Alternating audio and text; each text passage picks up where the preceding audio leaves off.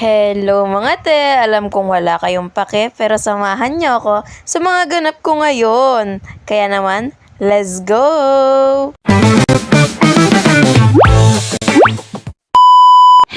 Hello mga ate! Ako'y nagbabalik! Wala na nga pala akong maisip na i-upload kaya naman samahan nyo na lang akong kumain sa buong araw. At dahil nga wala akong pasok, yun lang talaga yung ginagawa ko te. Talagang kain lang ng kain, patay gutom kasi. Pagkagising ko nga pala naligo lang ako and wala talaga ako sa mood kumain ng kanin ng time na to. Kaya naman pumunta ako sa bakery para naman maghanap ng tinapay. Noong nakaraan ko pa nga cravings yung mga tinapay sa bakery kaya naman kakain na talaga siya. Nasanay nga kami na ang agahan namin ay laging kanin pero this time kasi nga wala nga sa mood kumain ng kanin ang babae kaya naman talagang tinapay lang. Nung makauwi nga ako syempre nagpakulo lang ako ng tubig para naman may kapartner yung tinapay natin, 'di ba? Di nga pala ako mahilig magkape kaya naman ay timpla ko lang for today ay Energin lang. Dito nga pala sa bahay si mami at saka si papa lang mahilig magkape. Talagang kaming magkakapatid hindi kami mahilig magkape. Sorry na para bang mayayaman sila kung mag-inarte. Hala, nagtimpla na nga lang pala ako ng energy niyan para naman makakain na tayo dahil talagang nagugutom na ang babae. Kayo mga ate, saan kayo nasanay? Kumakain ba kayo ng kanin sa umaga or tinapay lang din? Dito kasi sa amin ay parehong agahan yan. Grabe naman sa patay gutom. Pero madalas kasi dito sa amin ang agahan talaga namin ay kanin or sinangag para naman heavy meal agad. Maaga kasi yung pasok and work dito sa amin kaya naman kailangan talaga ng energy para sa buong araw.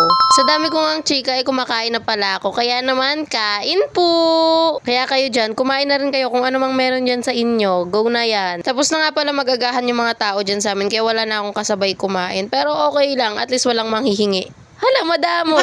Anyway nga, someone na mahihiluhin, kailangan ko rin talaga kumain ng umaga dahil pag hindi ako kumain ng maaga ay talagang mahihilo-hilo yan siya. Hindi ko rin talaga alam. Going back nga, ito nga palang tinapay na nabili ko, masarap siya. Ngayon ko lang na-discover yan. Talagang ngayon ko lang din nabili. Pagkalipas nga lang ng ilang oras, siguro mga 2 hours lang ang nakalipas, napansin ko na mag-aalas 12 na. Kaya naman talagang magsaing na tayo. Na para bang gutom na agad siya kahit kakakain niya pa lang. Grabe talaga. Nung time nga na to, wala pala sila mami na malengke sila. Kaya naman nagsaing na ako agad para naman pagka-uwi nila, kakain na lang kami. Talagang hindi na mag-aantay pa ng oras. Medyo matagal nga rin pala kasi maluto yung kanin, 'di ba? Kaya naman magsaing na tayo agad para naman dire-diretsong kain na lang. Hala, patay gutom talaga. Mga 2 PM na nga dumating yan sila mami, kaya naman 2 PM na kami nakapag-lunch. Kaya talagang hindi na ako nakapag-video dahil gutom na siya na para bang pinagutuman siya ng ilang araw kahit kakakain niya lang naman. After nga ng tanghalian namin, talagang 1 oras lang na nakakalipas. Talagang may naisip na naman siya. Kaya talagang nakakatakot pag na-board tong babae na to kasi kung ano-ano naiisip na pagkain. At dahil nga na-board siya, gagawa siya ng popcorn. Grabe naman talaga. Ngayon pa nga lang ako makakagawa ng popcorn kaya talagang namanul talaga siya tayo ng sobra.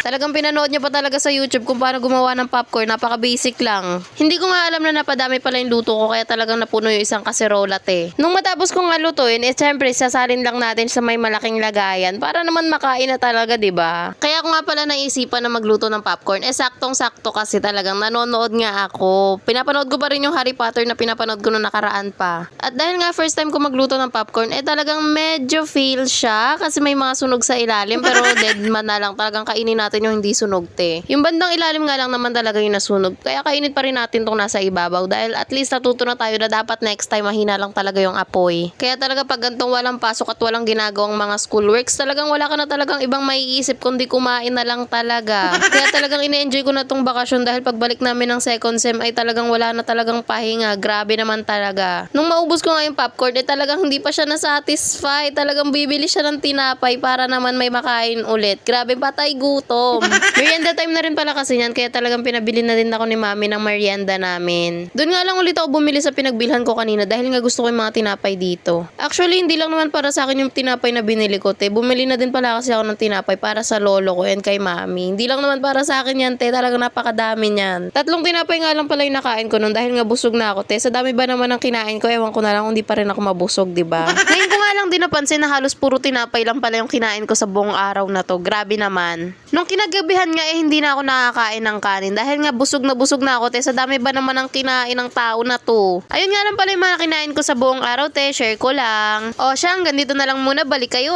Please like, share, and follow my page. Bye!